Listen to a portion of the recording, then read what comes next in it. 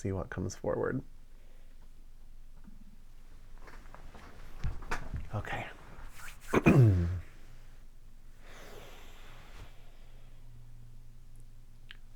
So let's just take a moment and just let ourselves come to a stop.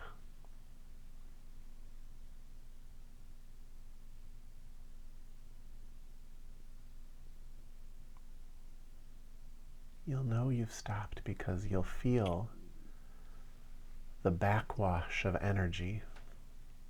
It's sort of like something fills inside of you, sort of like when you've been moving water forward with your hands in a bathtub and then you just kind of stop and you can feel it bounce back.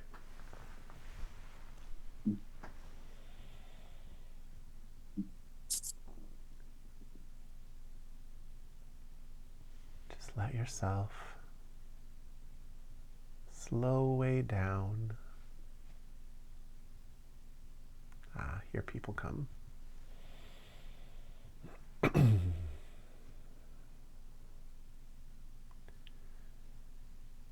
Because when you stop like this, your awareness can start to unfold. It starts to unfold and take in more of the environment where you actually are. See if you can notice that as you slow yourself down so that you can come to a restful stop in this moment.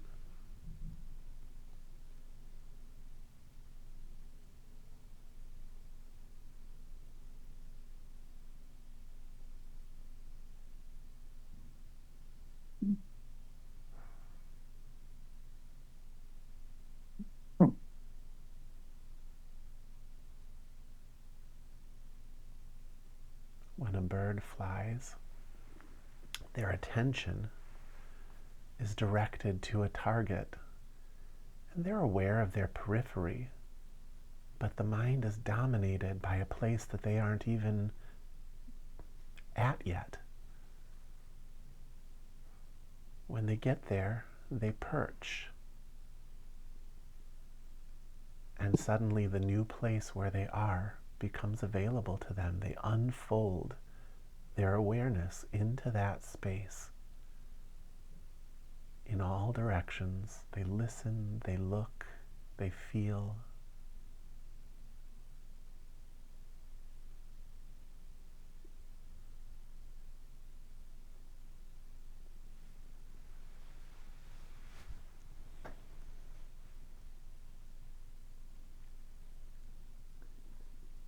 Back in ancient times, back in ancient India, people had more time to perch.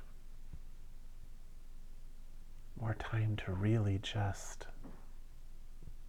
get a sense of what all this is. What are the nuanced qualities of this moment, this herb, this texture, this food? What does it feel like when it enters the body?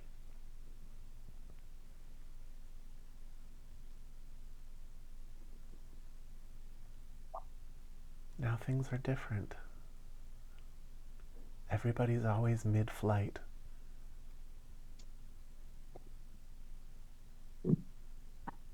Everybody is always flying towards something, and there's just no time to perch.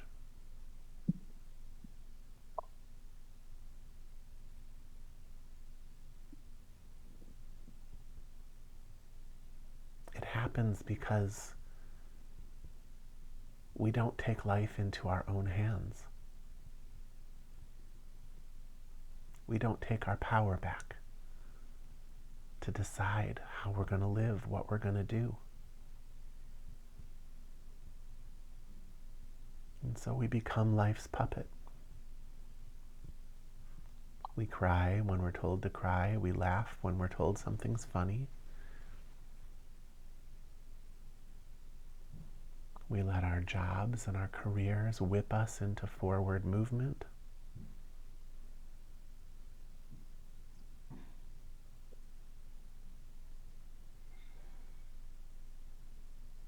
we absorb other people's wishes for us, other people's priorities for us.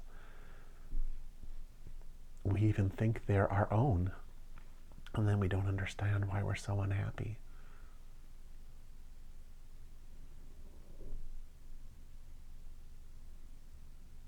But life requires reflective perching.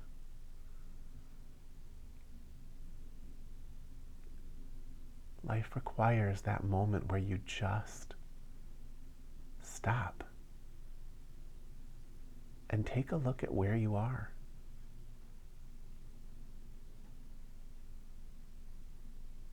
Take a look at what's pushing and pulling on you. Did you really choose it?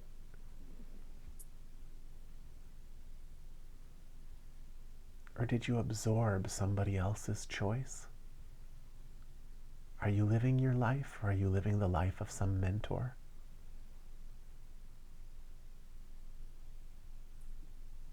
Whose life are you living? Are you living the life of your parents?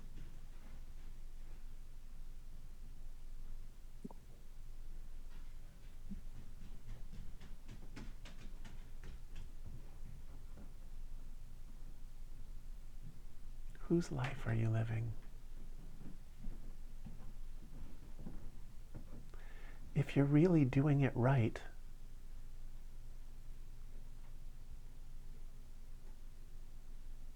you'll look like a weirdo, because you'll be living the exact nuanced life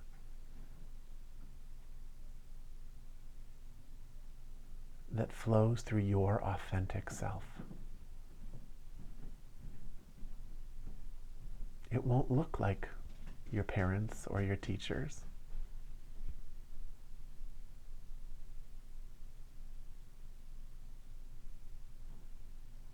When I very first started teaching, I taught a lot like my teacher taught. It was what I knew. I'd spent so much time trying to become like her. But after a while, even that had to break down under the flow of authenticity.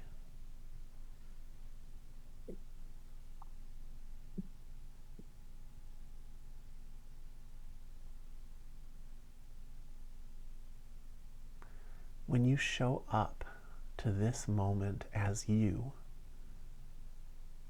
there's just nothing to be said about it. Nothing has to be a certain way. People can be around or not be around. You don't crave their validation. You don't need to be told you're going to be okay.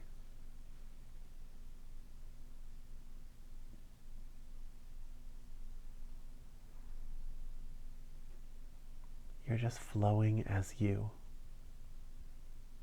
And whatever that brings, it brings.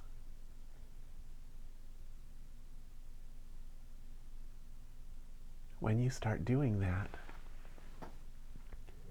energy starts moving through the system. Power starts storing, but power starts flowing. And as it flows, the years and years and years of living against yourself, of taking on perspectives that don't really fit, that just make everything in you feel so angular, all the people pleasing, all the posturing, the light flows through those things and it just creates shadows on the screen of life. Things for you to live through. And those things that you live through are the exact antidote to that mistaken identity. 9 times out of 10, it's saying, okay, you think you want this? Here, I'm going to give it to you. See how well you like it. Before you know it, You're stuck in a situation that you would do anything to get out of. But how do you get out of it? You think it's you. And so you just keep dumping water out of a sinking ship.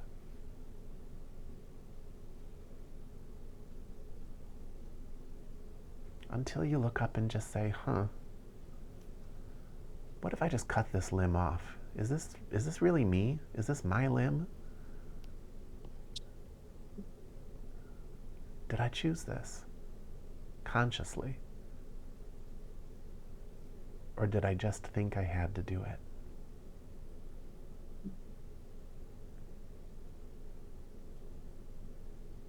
This means you have to be willing to let things die. Death is probably the most important part of life. Nothing thrives without death. Absolutely nothing.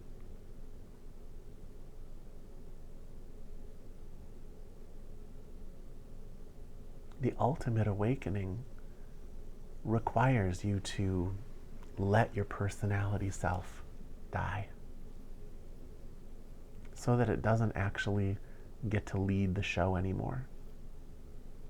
And that can sound extreme, but long before you get to that point, you're going to come to understand, not intellectually, but you're going to see it, that your personality is pretty much composed entirely of suffering.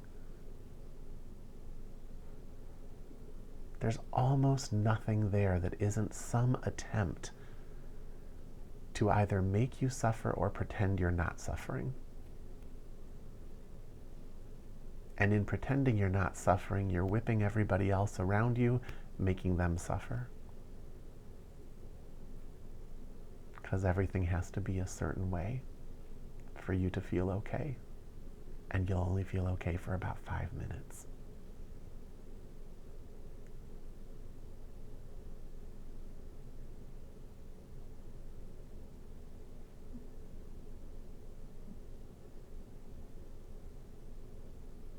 As long as you keep flying towards, you won't have enough energy to see what you actually are.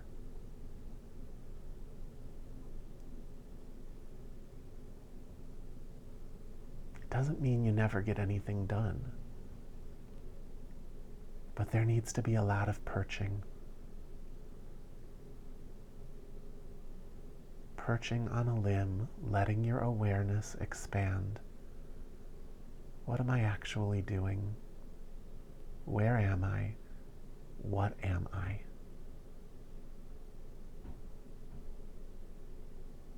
Put your hand over your heart.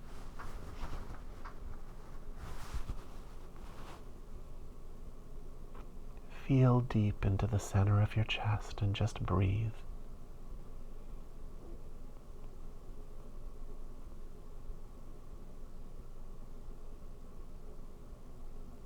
And let the heart be the heart. Control nothing.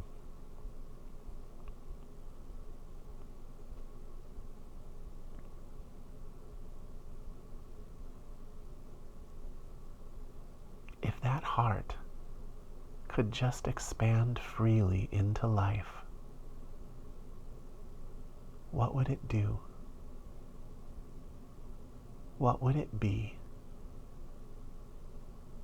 What does the true nature of you actually look like projected on a screen of life?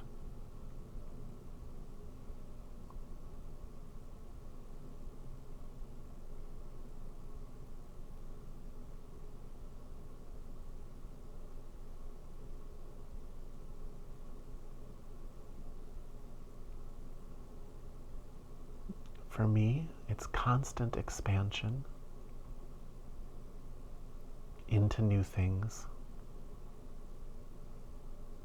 Teaching, taking complicated things and making them simple.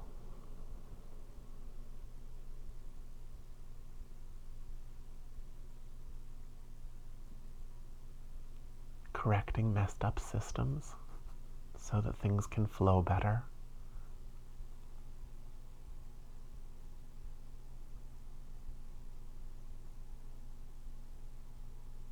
correcting messed up people so they can flow better. Myself included.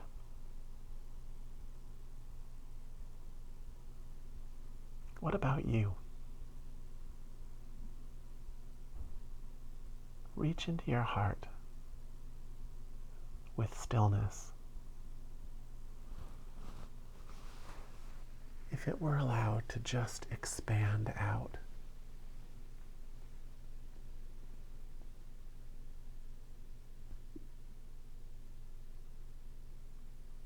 what influence is it going to have on the space?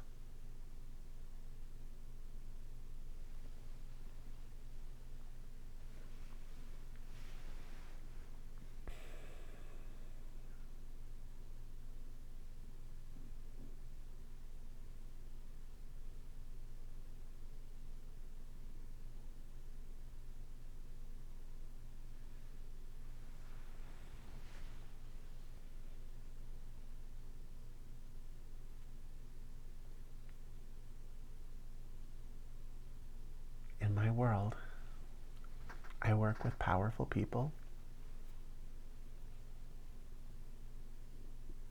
people who have been flying forward for so long, never perching,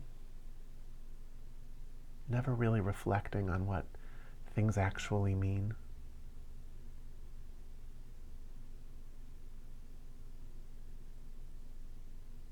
And there's this thing that happens when you've done that after a very long time. You start to turn a little corrupt.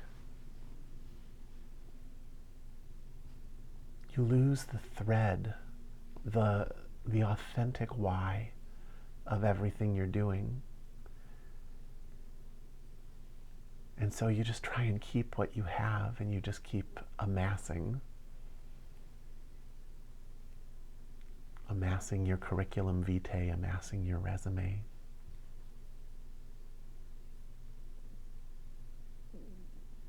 Amassing publications. After a while, you don't even care if you're doing it ethically.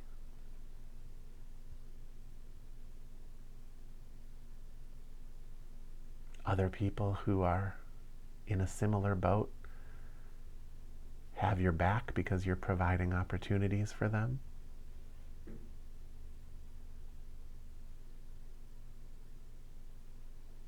Everything just gets shrouded in political conflict. And the person just looks more and more and more impressive. But they're not happy. They're hollow. There's nothing in there. Even the expertise they project, when you scratch beneath the surface, it's not there. Because nothing's flowing.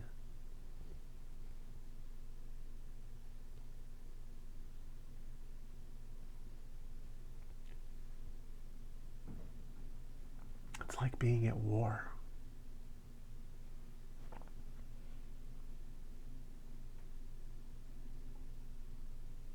It shuts down your ability to think clearly.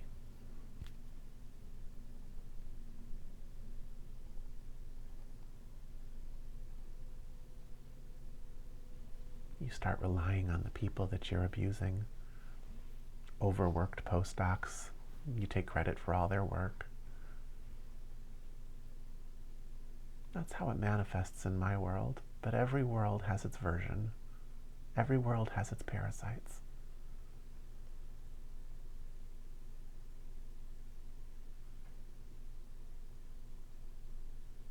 All they'd have to do is stop. Perch. Get a nice aerial view on some limb and just listen and watch.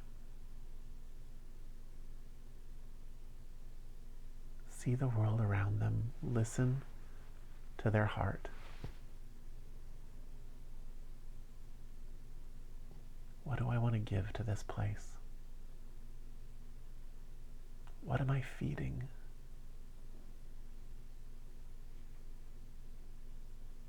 What do I need to stop feeding? Who do I want to be? How do I want to feel? If I could just let my authentic self ooze out through the pores of my body and onto the screen of life.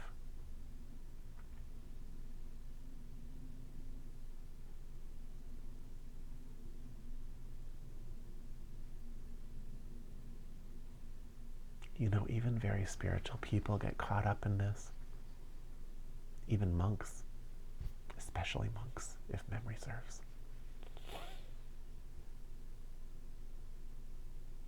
Sometimes just trying to be spiritual is just being in flight. You get so busy trying to attain something that you really can't attain until you stop trying.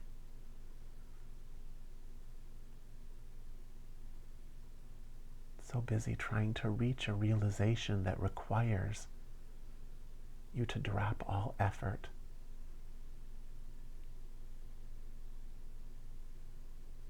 Trying to become enlightened when the enlightened state is to become nothing. Not even enlightened. Liam, what does it look like when you are perched? Can you talk more about that? Yeah. What I mean by perched is just an analogy of a bird that is flying somewhere. And when they're flying, their attention is on a place that they haven't arrived at yet. But then they get there and they perch. And in that perching, they're at their destination and they can allow their awareness to unfold into the actual moment and location where they're actually taking up space. So this is what you experience when you actually enter the meditative state.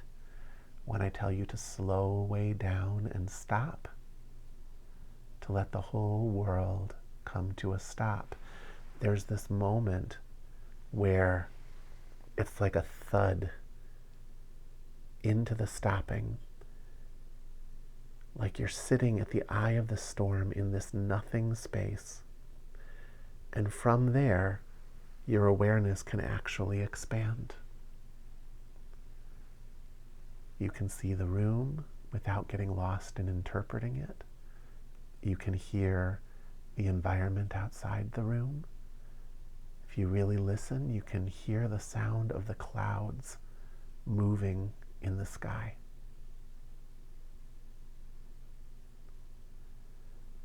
But it's also a moment where you can reflect.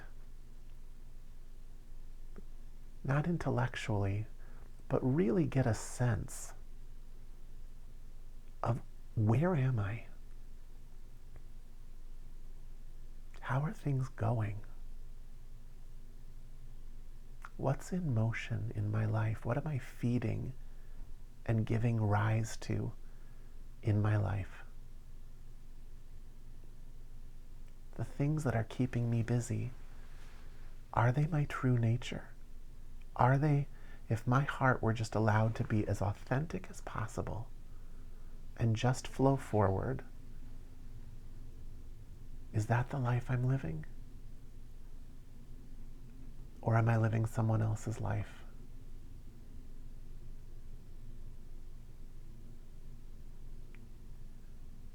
Am I thinking I need to look a certain way or please a certain way?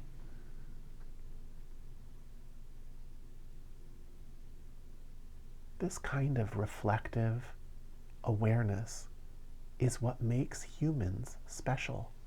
It's what makes you different than your pets. Although I do think pets are more reflective than we give them credit for. But we have the highest level on this planet of reflection.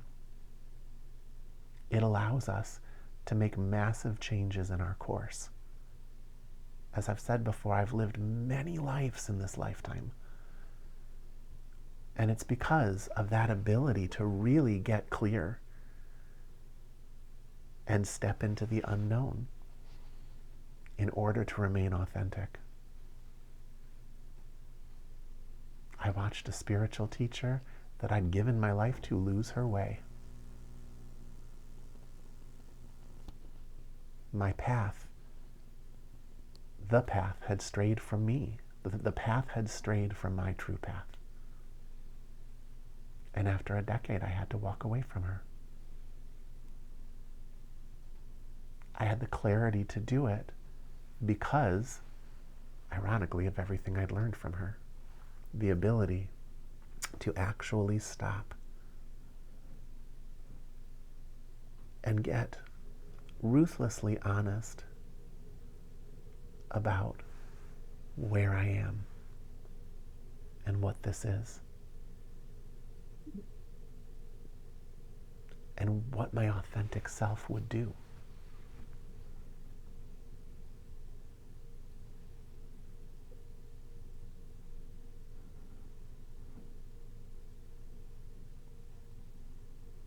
The biggest source of illness on this planet, mental and physical, is living against yourself.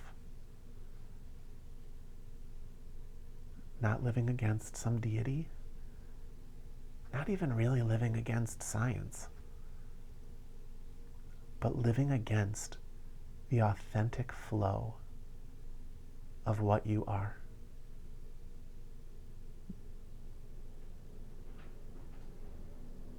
To do that is not at odds with your religion. Who do you think gave you that authentic self? But you turn away from that for a bunch of one-size-fits-all instructions.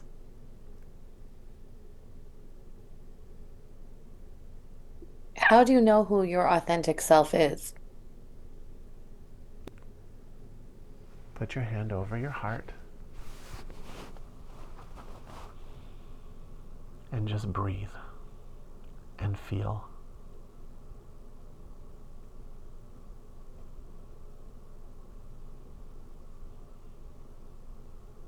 Give your attention to your heart and let everything else come to a stop.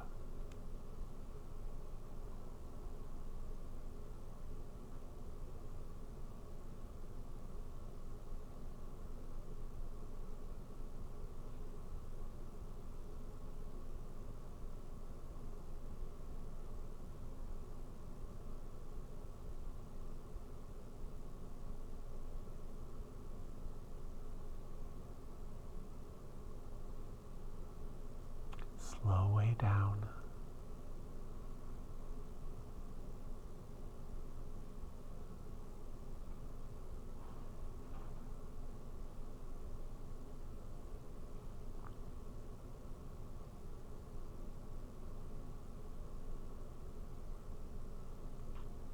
From there, you can look at any of the things that you have on your plate to do and how you're currently planning on doing them. What does it do to that feeling of fullness? Does it shut it down or build it up?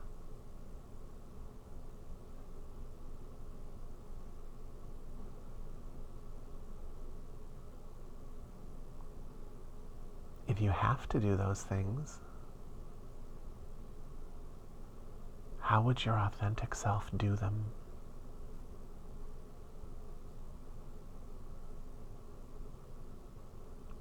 First, you'd have to know your why. And that why can be a really big picture.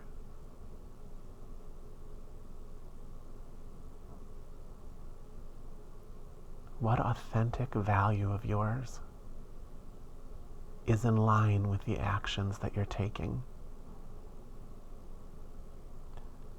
Sometimes you can do the same thing in a way that would shut you down or in a way that would build you up. And it has everything to do with actually getting in touch with your why. Getting in touch with what it is you're choosing to feed in your life.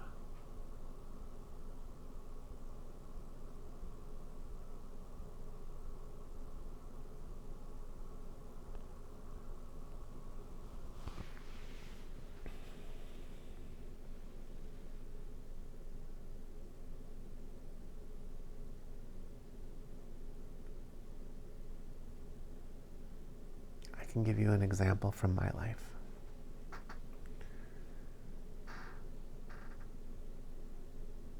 I've had experience working with different students and working with people who were very toxic. And you get to a point where you can't separate their toxicity from the work that you're doing. You started doing the work with a why that was very in line with what you were trying to do. You were trying to make things better. You were trying to bring clarity and balance to a field. But after a while, the same actions are so tied in with what feels toxic about it that you've lost your why. And so in that moment, you can't access your authenticity. And so your heart shuts down. Your energy shuts down. Doing the act, which would have been a good thing, actually takes you in the wrong direction. You accrue negative karma. You injure your health.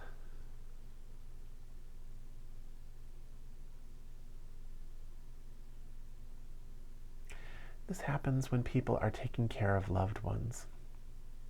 They begin doing it. They make the decision to do it because they know that to be true to themselves, they want to make sure their loved one has what they need. But being a caretaker can be very hard, and people, when their life is breaking down, become quite toxic to be around sometimes. And after a while, they forget their why. And once that happens, they become even more exhausted. Rather than perching and saying, okay, what's working here and what isn't? You know what, maybe I need to hire a caregiver. Maybe this is more than I can handle. I haven't slept in 4 nights. Maybe I actually need a weekend away and I need to pay someone to come in and handle this so that I can be there for that person. Or maybe I need to go take a walk.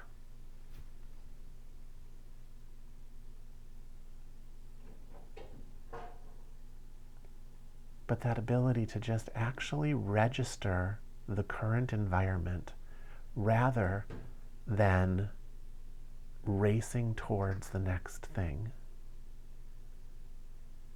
opens your intelligence back up, fills your energy back up, and gives you the ability to actually problem solve.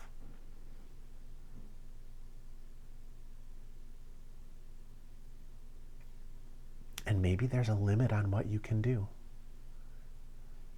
but you'll know where that limit is. And so there won't always be this vague sense of, yeah, I could be doing more.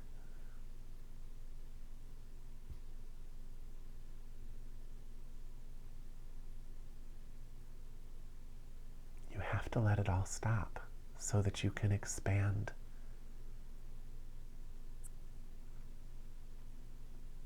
So that you can really take stock of what's in front of you.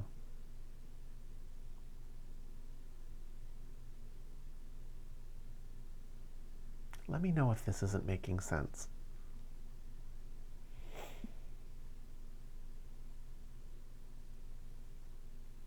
It's actually quite simple, but what's important is that you understand when you're not doing it.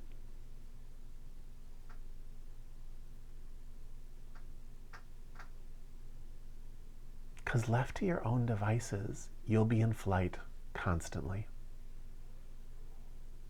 You'll only stop when you're exhausted, and that'll be to shut down, not expand.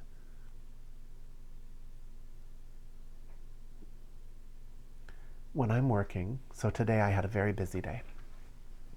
Today was a day of, they call it swallowing the frog. It's that thing on your task list that you're scared to do and you're resisting doing it. Everything on my day was a frog I had to swallow. I'm vegan and a spiritual teacher, so I should probably find a better metaphor. But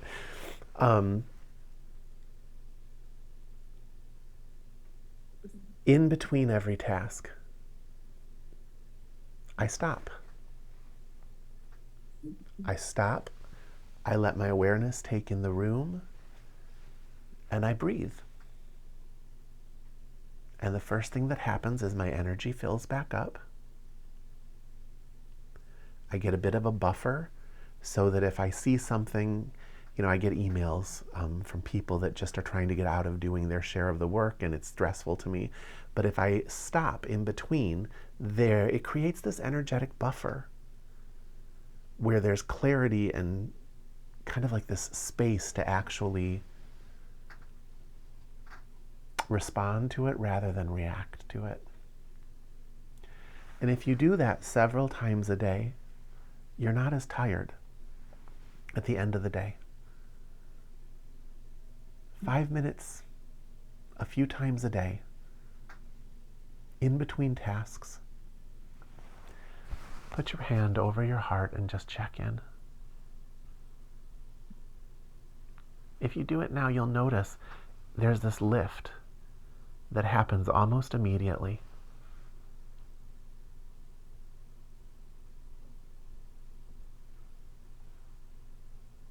And just wipe the slate clean so that energy can flow again. When you're working on those tasks, their structure becomes what the energy has to flow through. And most of them are filled with things that are created by humans. So it's a bunch of artificial structures, either too tight or way too loose, usually out of balance.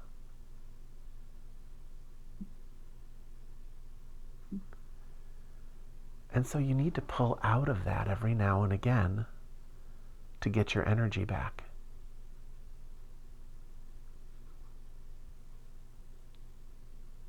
Instead, what people do is they pull out of it in procrastination and they shut down. So you don't get your energy back, you just get a deflection. You get a dopamine hit, maybe, from not having to look at it directly. But it sits there as something you're not looking at. Instead, stop flying and perch several times a day.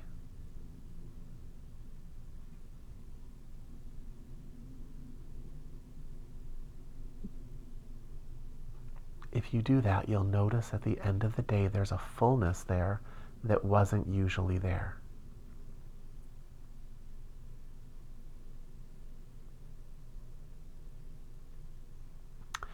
It also makes it so that when you step back into your project, your entire brain is lit up and all your intelligence is functioning. So you can problem solve.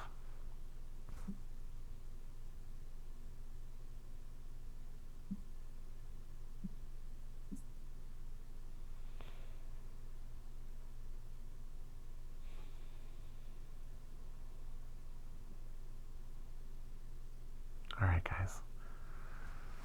Why don't we take this last 10 minutes and we're just going to perch. Let yourself come to a stop.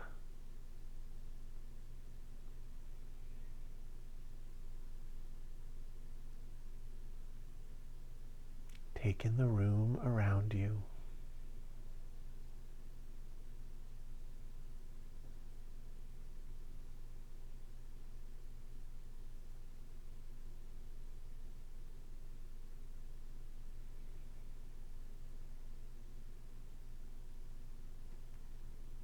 Just let your awareness expand. Just let it open up.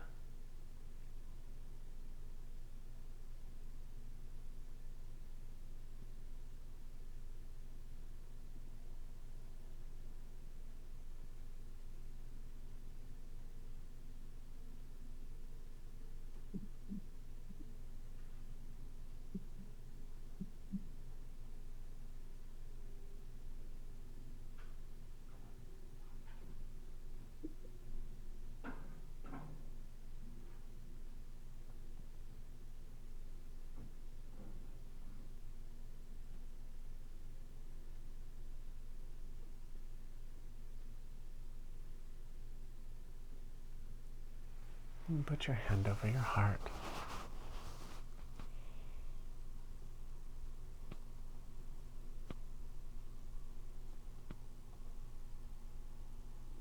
And invite your authentic self forward.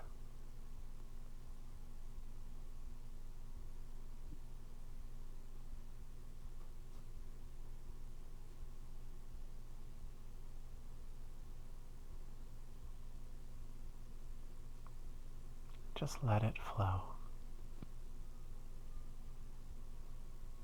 It'll handle any obstacles. From the center of your being,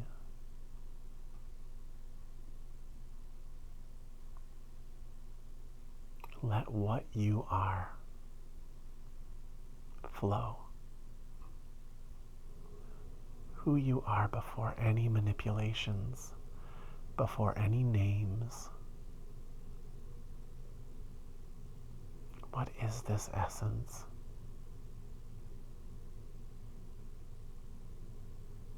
Invite it forward.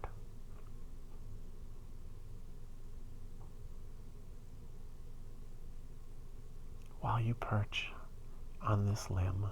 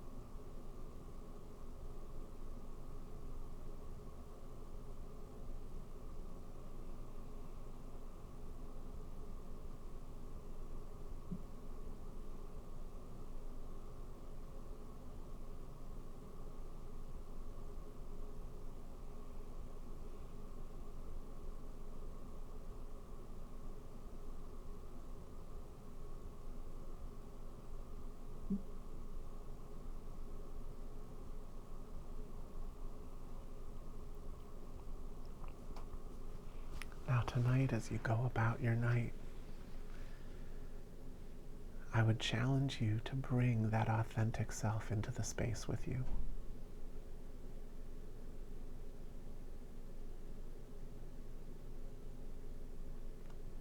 What would it do? How would it flow?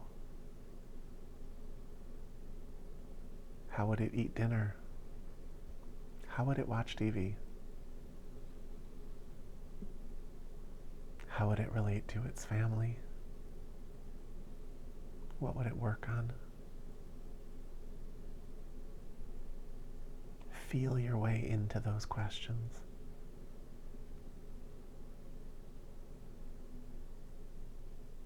You do that by staying perched.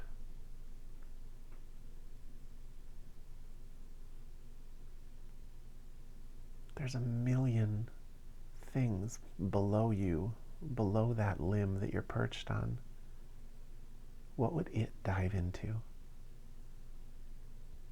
If it could dive into anything it wanted.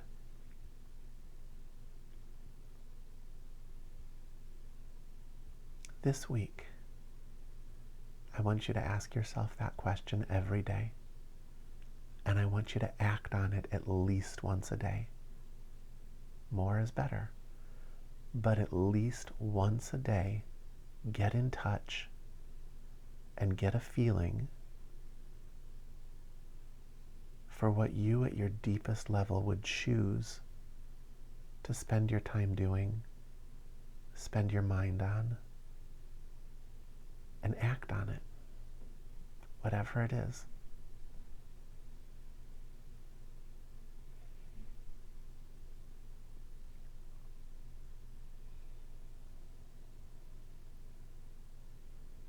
Any questions about that before we end for the night?